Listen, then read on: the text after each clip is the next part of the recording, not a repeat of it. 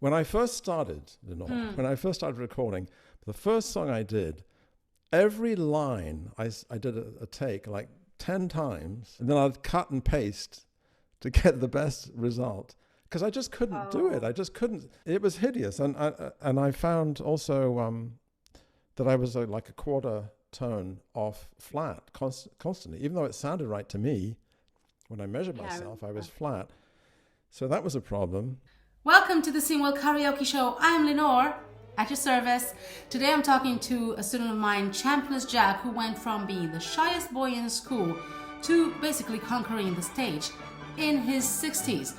How did he do that? We're going to talk about it. We're going to talk about how painful recording is. We're going to talk about singing at an older age. We're going to have the letter of the day, and we are going to have some singing because this is a singing show. Let's do this.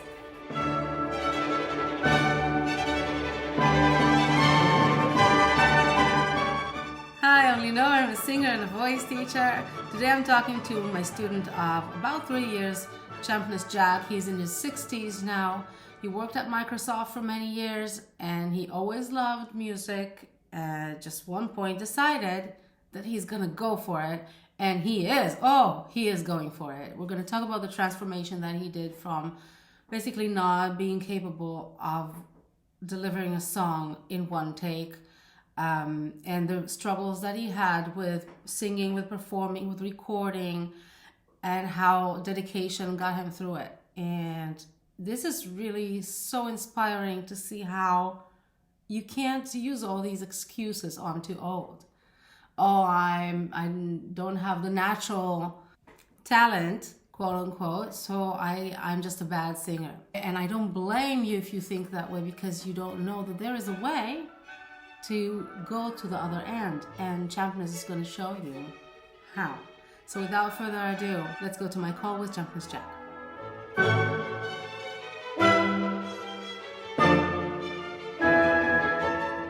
Hi, Lenore. Hi, Chris. Oh, sorry. You know what? It's fine. My birth name is Chris Burgess. My stage name is Champness Jack, which are my middle two names. In England, you get lots of names. So Champness Jack, but Chris Burgess is my given name. I'm happy to have you on the show. Thank you for calling with me. I'm delighted to be here, Lenore. It's an honor and a pleasure, and I'm delighted to be able to help. And it's great.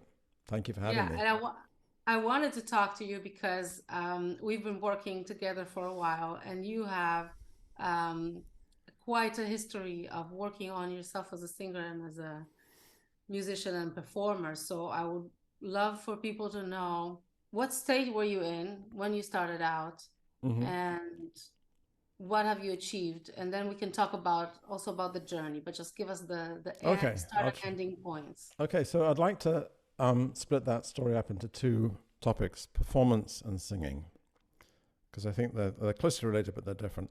So let's start with performance. So I went to boarding schools in England, and the reason I mention that is they're like an ecosystem where everything's internal, so it's kind of intense. From the outside world, you're isolated. And I was one of the shyest kids in the school. It was just terrible. And very introverted. And I remember in the high school version, which is also a boarding school in England, kids would make fun of me by taking turns to make me blush, which was, it didn't take long, so it didn't last. Well, the game didn't last very long, but it was that. I just remember that was one of the things. And so I had I was very insecure and really shy, came out pretty introverted. But then, I grew up, fast forward 40 years, and I start taking voice lessons for the first time with Angie McGann, who is the head of Cascade Voice Academy. She's a fantastic teacher. And I remember saying to her early on, I'm not going to perform. It's just not in my DNA. I hate being the center of attention. Even though I had to give talks, at Microsoft and all that, I just don't like it at all. I want to be a session musician and make my own music and hopefully reach people, but that's it. So Angie, bless her heart, worked on me slowly, and we had these annual recitals, maybe every 6 months, and so I decided to do a recital, and I'll never forget that after the first recital, she was so proud, and I was so happy having done this thing of playing the piano and singing. So then I have been taking lessons with you, and if there's one take-home message I'd like people to get out of this interview, it's that if you're serious about your singing and you can do it, get a vocal instructor, because I've taken endless online. I'm a sort of course addict. I've taken endless online courses. And I called you the serial course taker. That's right. I think you told me by the time you enlisted to my course that you took like 6 or 7 Yeah. Get a vocal instructor. And if you can, get Lenore, because she's awesome. I mean, I have learned so much with Lenore. And what I like especially about Lenore's style of teaching in the courses is that she is involved with the students. So you can send in videos and get feedback. That is incredibly valuable for a student. And it's a huge yawning missing gap in the other courses I took. They were good courses, but I just suddenly made huge progress under you. And so now I've started, and you were, again, also very gently, you should perform, record yourself. That's also excellent advice. Record yourself. Every time you're saying anything now, I record myself on the phone and just analyze it and see what went wrong. And so now I've done a total of 7 open mics, which is not a lot, but they've been huge for me, changing. I didn't want to be the center of attention. Now I still get stage fright big time, but I actually enjoy the process of singing because I've got good feedback at these. Amazingly, I was kind of amazed by it. So that's the performance side. Let me just mention the singing side. So I always thought I could sing. I started when I was 8. They had... there's no separation of church and state in England, so there's chapel every morning, and you get hauled into the choir if you can hold a tune. So I was in the choir and the choral societies, and throughout high school or public school. And then I got to Oxford, and there's this folk club called Heritage, and they met in a pub called the Baker's Arms, sat around a room and sang at each other once a week. And I decided to do this. So I made up, I've always been writing songs, so I started to try my songs, and it was shocking how badly I sang. It was a real eye-opener. I thought I could sing. I never took a lesson. I took piano lessons, but not vocal lessons. And it was clear that I couldn't hold a tune while playing a guitar, at least not very well. I could do all right if it was solo without the instrument, but that was a kind of shocking thing. And in fact, so then fast forward again 40 years, I've been your student. I think I've had about 13, 14 lessons.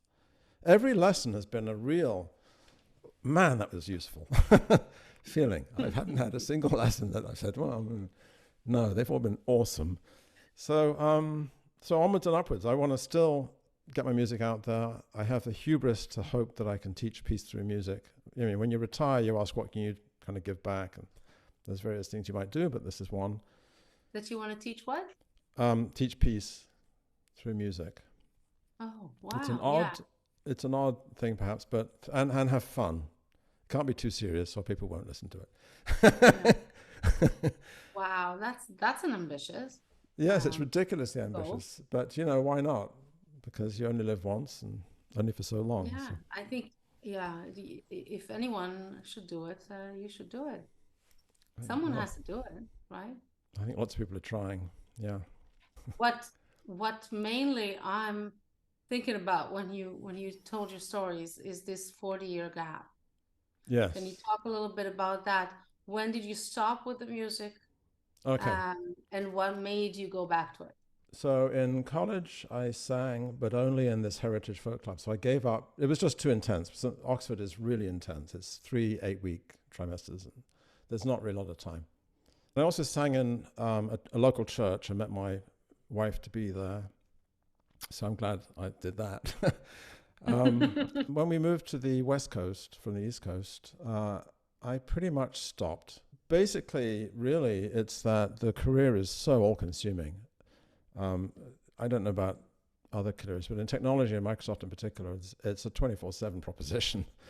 At least I felt that way, and I know a lot of people feel that way. It was only towards the end that I decided to get serious about switching to music. Wanted to make music and wanted to write. I love to write. I find writing music and lyrics much easier than any other part of the process. Recording it is so massively painful.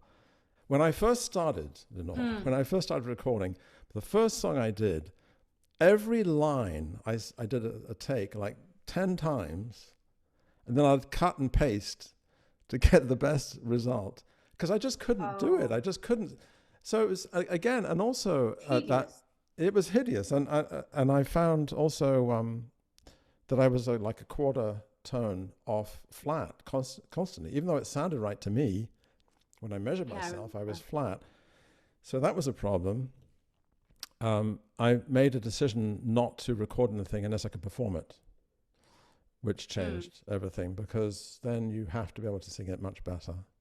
So that was good. But I've come a huge distance. People do it all the time. I saw David Letterman interviewing Billie Eilish, and she and her engineer, and they did a song that sounded great to me straight, but they count 40 times in that song.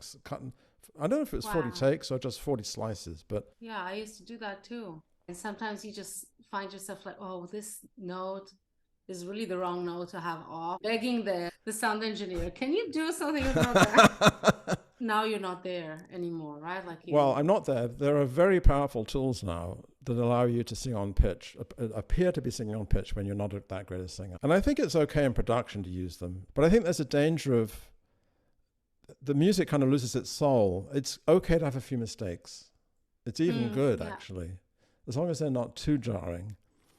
If it's too perfect, I think it loses something, actually. And I think that this quest for perfection is very much in the industry, as far as I can see. The change has been, as I've improved, I've been able to do sort of single takes. Like, for example, the Quantum Mechanical Blues was I put it on YouTube, and that is the take. And also the song with Linnae, the duet I did, was one take. I could only do that when I got good enough. So it's a kind of stepping process, but I do think it's important to not make it too perfect. I know that there's an Asian culture, I don't remember which, because I heard about it a long time ago, that they make something beautiful, like perfectly crafted, and then they purposefully make an imperfection in it, like a chip in the cup or something like that. If it's perfect, then it's not human, then it's not really art. Right. How old were you when you decided to take on the singing lessons? Hi, let's take a little break from the call. I have something important to say. Did you know that you can also call the show and talk to me? I would love to hear from you if you are struggling with anything that has to do with singing, or if you went through some difficulties and came out the other end. I would love to have you on the show. All you have to do is go on my blog, singwell.eu, and contact me through there. Keep in touch. Now let's get back to the show. How old were you when you decided to take on the singing lessons? Late 50s, 58. So, which is crazy, right? I mean, who in their right mind retires and then starts to try something like this? And not enough people, in my opinion. I think that's another of my secret goals, no longer secret, is to, I think ageism is pretty rife, especially in America, actually, and to show that older people can do things that are traditionally thought of as being a young person's domain. Did you know that you could learn when you started in your 50s? Did you know, I can just start now and I can learn this? Or did you say, I'm just starting because I really love doing this and I have very little faith in what's going to come out? I've always felt that human beings are our brains are plastic and we can learn almost anything our entire lives. We're growing neurons all the time. It's not true that you kind of freeze at some point. I believed enough to give it a good try, and I still don't know if I can do it. I don't know if you only have not so much time, right? So, and I have arthritis and all the usual beginnings of old age things happening. So there is kind of a race going on there, in my view.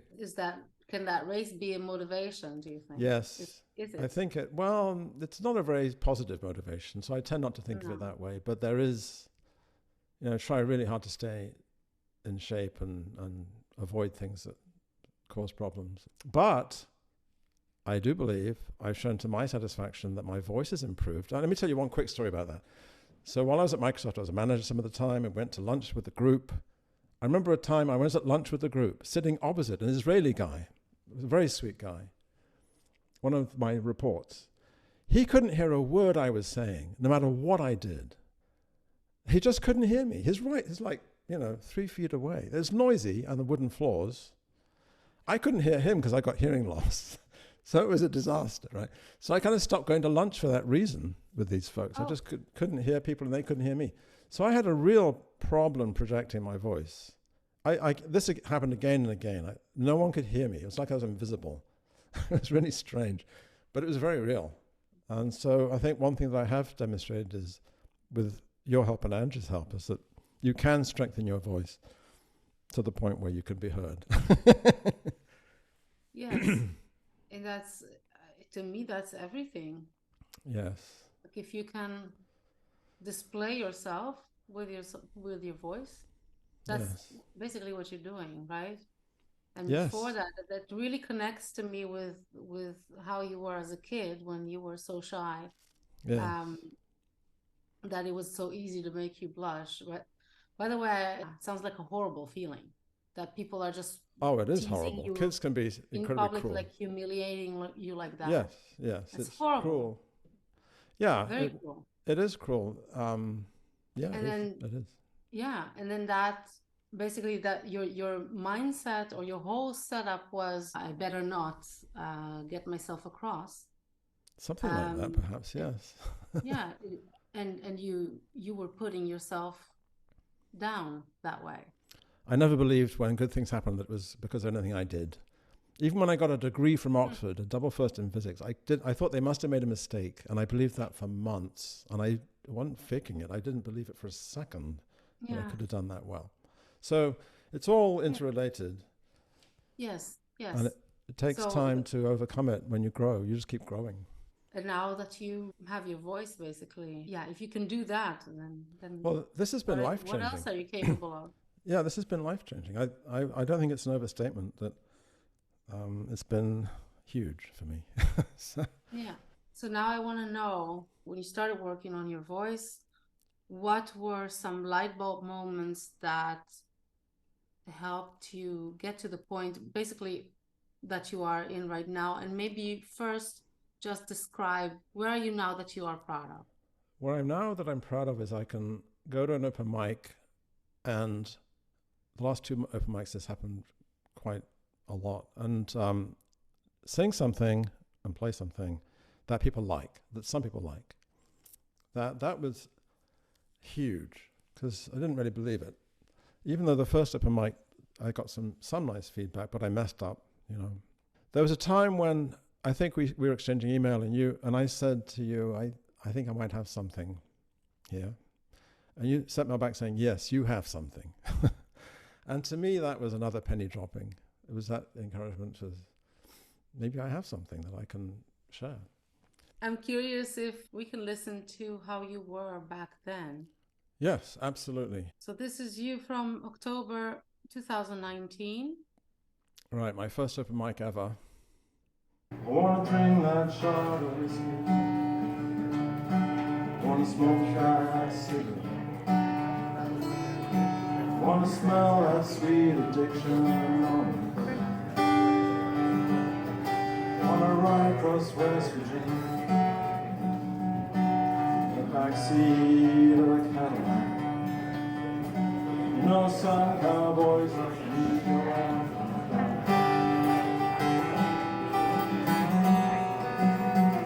I need you,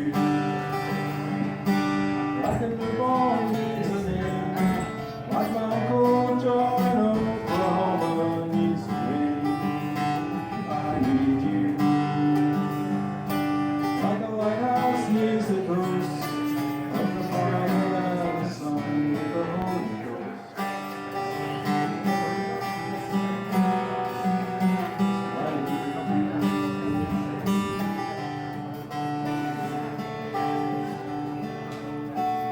I think that's a nice snippet. Yes. To do a little reaction video on. My feeling about that is I was very nervous because it was the first time I'd done that, but I was singing, not performing. Singing much more than performing. Can you explain? Elaborate? At that point, I think I viewed the problem as just singing on key and convincingly and technically correct. And yes, sure, engage the audience. But I've learned since that, I mean, in the open mics, the last two I did songs that I really kind of felt like I performed more than I just sang them. And that really had an effect. People came up afterwards and said, you know, awesome, can you come back? So Wow. yeah, it was really cool. It was one I did in Ashland with my wife, and the MC came up afterwards, and he was so sweet, and an older guy, and said, "Doesn't matter if you're old. Performance is it. Entertaining is what it's about." Great feedback. I think that's very significant. Yeah, especially for where you came from to come to a place where they ask you, can you come back? That's not just I performed and they liked it, sort of, maybe some of them. It's more than that. It's like, we like it and we want more of that. That's awesome. It's such an affirming thing. And I, again, recommend anybody who's on this path themselves to go do open mics before you feel completely ready. I know Lenore says this all the time. Don't wait until you're 100% prepared. Just get prepared enough that you can sing it yourself. Because it's also impossible to be 100% prepared. Right. Because the only way you learn how to be on stage is to be on stage, really. I mean, there are courses, one of them's yours. but there's no substitute for getting that feedback. No. And you do have to go through those first open mics where, you know, the experience is not as good as your latest ones were. Like you also had those, and sometimes you will have those performances that you're not happy with. Yes, I had those too. Unfortunately, that's just part of life. You learn lessons. One of the lessons I've learned is never play the house piano, because it's going to sound terrible if it works at all. That's a good tip. Fantastic. I'm really glad I did that song. I more hubris. I went to the single open mic in Seattle that's supposed to be the best open mic, right? So I go to the best one first before I've got any experience whatsoever. And the guy looked at me, raised his eyebrows. This is your first, really? But they were really sweet about it. That's another thing about open mics is the audience is, I've yet to see anybody who isn't really sweet. They want to be there and they want you to succeed and they want to hear what you have. Open mics are like that. That's their point. Right. Yeah? People open are there because they want to be there. To come and sort of test things out in a loving, warm environment. I think all open mics that I've been to were like that. I love that. It's really great. It's such a supportive thing. So now, do we want to have a little bit of comparison? Yes. Should I sing a song for you? Nowadays? Yeah, I would love to have you sing. I'd love to sing. Willing. This is a song I wrote. I wanted to write a song about grace, in particular, grace under adversity. So it's called Where Does It Begin?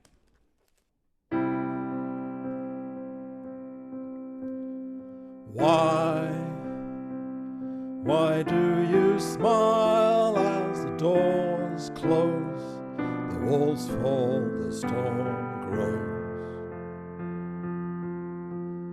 What do you believe?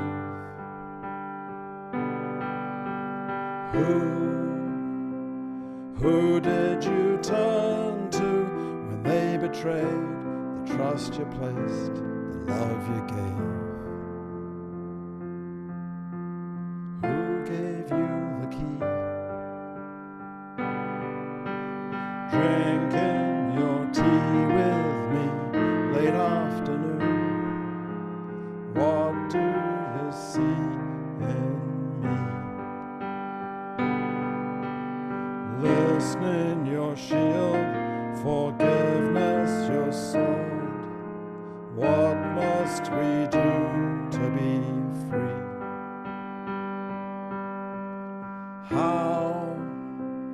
How are you tempered steel, velvet glove, and yet you feel, and yet you love? How do you believe? Where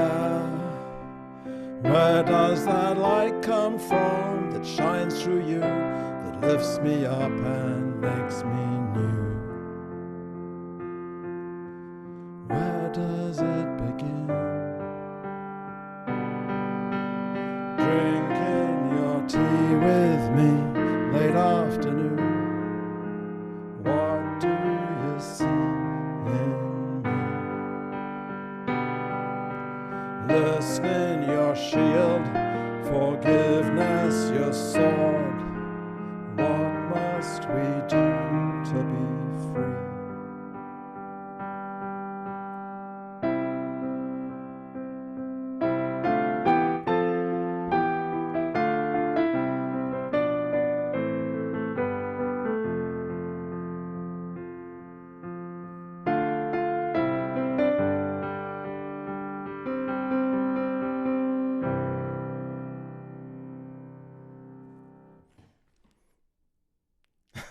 There you go. Thank you. That was very heartfelt. It was beautiful. Thank you very much. Did you enjoy it? Yes, I love this. I love this song.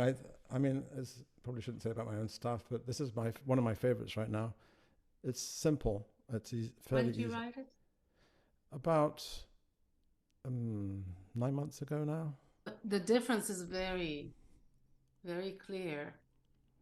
Between 3 years ago, you were making eye contact with the audience, and you were singing. The singing was fine. It was not bad or anything. Yeah. So you were doing the song, as you say, like you were singing it, and it was okay, and the guitar was good, and there was a whole song, and you were still like smiling a little bit at the audience. So the seeds were there, but now it's a flower. Thank you. It's like you're doing it for reals now. Yes. There have been lots of pennies dropping while I've been your student, thanks to you. And this was one of them. It's don't be afraid to make a fool of yourself. Don't be afraid to go overboard. Don't be afraid to sing too loud, because you basically can't, as long as you don't hurt yourself, you know. I used to feel I'm singing too loud. No, you're not. Don't be afraid to just go out and try, you know, to perform, to reach people. So what's that dream of teaching peace with music? What that looks like? To me it looks like I can write songs that people want to listen to, that stir their hearts towards love and away from hatred and fear. There's so much hatred and fear in the world, and it's so successful when people leverage it to make, you know, whatever they want to make, money or power. But love is more powerful, and it just needs to be more, you know, visible. I don't know. As I said, it's tremendous hubris to think I could do something like this. But why not try? You know? Why not try right now? Why not try right now? So, because I know you have a song about that. Right? It's called Ode to a Tyrant. Hey, you guys can go and head to Champness Jack's YouTube channel right after you listen to this call, and listen to Ode to a Tyrant. It's a wonderful song and a fantastic way to end this call. So thanks.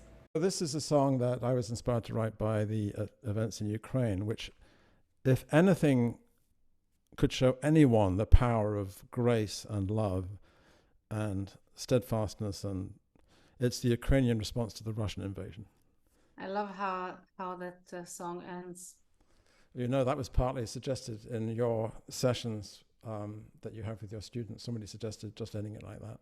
It catches you short, right? Which is what you want people to say. What are they? It's like this moment of silence, like, oh, okay. Yes. Yeah, well, that was inspiring, and I really appreciate you being, you know, so truthful, and I think it will help a lot of people. Well, I hope so. That'd be awesome. This and thank you, Lenore, for being such an awesome teacher. Really. Thank you. No, it's been a tremendous journey. I enjoy that a lot, especially stories like yours. Those kind of adventures and, you know, getting results like that, and especially getting the joy of singing. I don't know if back, but just, yeah. I think in your case it's back, right? I think so, yeah. There's a long desert in the middle of my life. Yeah. Yes. Okay. Well, thank you so much for having me on your show. Thank you for being on it. Bye, Lilong. Bye.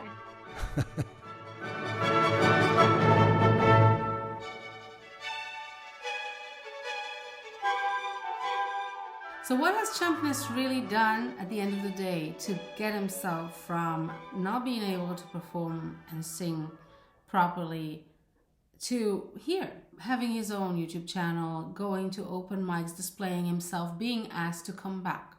So what actually made that switch? There was a switch in every single aspect of his musical being, but he made the switch and then he practiced the switch. So for example, with singing, he learned a ton of technique from all these online courses.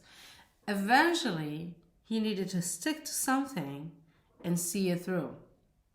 And he said he needed private guidance for that. Yeah, so that's, I think, the difference between lessons, private lessons, and courses that just give you all this ton of information, is that you can download the information, but it doesn't internalize in your body, and you don't have control over what you learned because you need to do a certain process with it. And if you have a teacher who tells you this is the thing that you have to focus on right now, forget about the other things, just do this, then you can do it.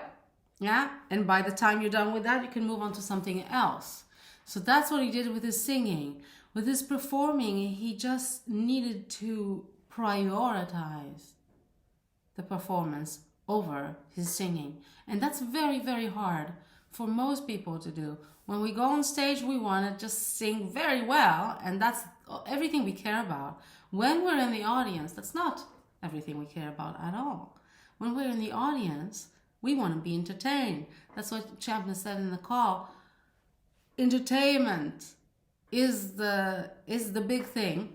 And well, entertainment is an umbrella term for being moving, connecting with your audience, delivering a certain meaning of the song. Just basically giving your interpretation and giving an experience, an integral experience. And once Champness Jack decided to put that first, when he goes on stage, he's just going to express. He's going to tell the story. He's going to look the audience metaphorically in the eye and just give them the whole thing. That's when things started to change. And that's when they started to tell him, oh yeah, we like this. Yeah, you have something to say. And he started to believe that himself. So I want you to think about that for a moment. When you go on stage, or if you are afraid to go on stage because you don't feel ready, it's not about that. And you know that because when you are in the audience, you just want a connection, an expression. You want to be moved. You want to experience the music. You don't necessarily care about every single note that the singer makes.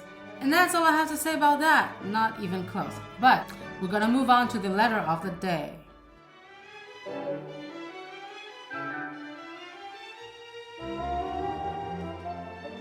So the letter of the day comes from, let's call him Johnny. And Johnny asks, I grew up in a very musical family. I was in an a cappella choir in high school, no formal singing lesson. Freaked out when asked to sing solo. Oh, I know that feeling. I never did. Now, 70 years old. Yikes. Any hope? Well, Johnny, this episode was for you, right? I know that Champness is very young. He's only in his 60s. But you know what? I also have 70-year-old students. I had them in the past and I still have them. And they all can learn new habits. It is harder to learn new habits when you're older, just because you got all those old habits that had a lot more practice than a younger person would have. Yeah. So for example, I have accumulated bad habits for about 28 years until I only started learning new ones. So it was very difficult for me, and I'm 41 now. I'm still actively replacing the bad habits knowingly and consciously. But the whole point is that you can do that once you get a new habit and you get more and more familiar with it and you know how to activate it. Yeah. And if you follow my method, I have something that is called drill it into your system. If you do that, you'll be able to do it. Also in your 70s, yes, I've seen it happen. So yes, there is hope. What you need to do is, first of all, take very good care of your body. Do some kind of body work, either yoga or Pilates or Alexander technique. If you are new to yoga and Pilates, you should do that with instructions. I think Alexander technique is safer to do without an instructor, but you don't want to hurt your body, so you want to do these things correctly. And then when you have done that, you need to learn how the voice works and start closing your vocal cords properly. If you're in your 70s, I'm just guessing that would be something that you want to work on, just from my experience. But I don't know your voice, and I don't know what habits you have having developed so far. So I think you should do it. If not for any other reason, then for the reason of why not, like Champness said, like you only live once and only for so long. I love that quote. I'm going to repeat that all the time. You only live once and only for so long, Johnny. Please go and learn how to sing. Thank you for the question. I hope you enjoyed Champness' story half as much as I did. I hope it will give you some motivation to go and do your own journey. Go listen to his songs. I'll link his channel down below, of course, and enjoy singing. Bye for now.